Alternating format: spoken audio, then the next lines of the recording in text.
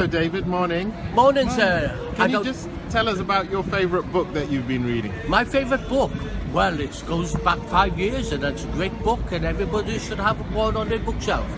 What is it? No, it's not that one, it's the Quran. How I got introduced to the Quran was I was on the plane coming back from New York.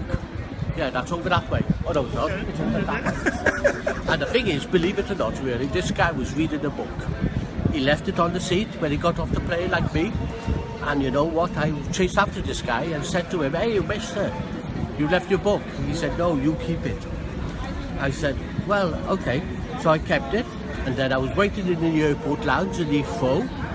And what happened? I started to cry when I read the Quran. So I put the book down. I was happy, I was still the same. And then I picked it up again. I started to cry. And then I got a taxi to my brother's in London. And then what happened? I told him about the Quran, that had made me cry. And you know what, just a moment. And then what happened was really, he said, "Don't speak of nonsense things, don't speak of things." I said, "Well, the thing is really, why am I crying?"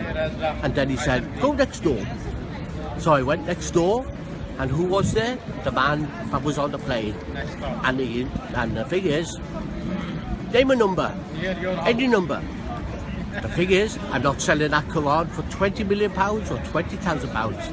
I read it twice a day, and not only that, I keep it under my pillow. And you also read it to people as well. I do, and I'm just going to go with that. And not only that, as an activity coordinator working with people with dementia, I read it to them. And the thing is, they ask me questions, I don't know all the answers, but I know there's one thing in the Quran. What is it? Truth. And if you was lost in the desert, or you was lost somewhere in town, you'd ask somebody away. What's the Quran?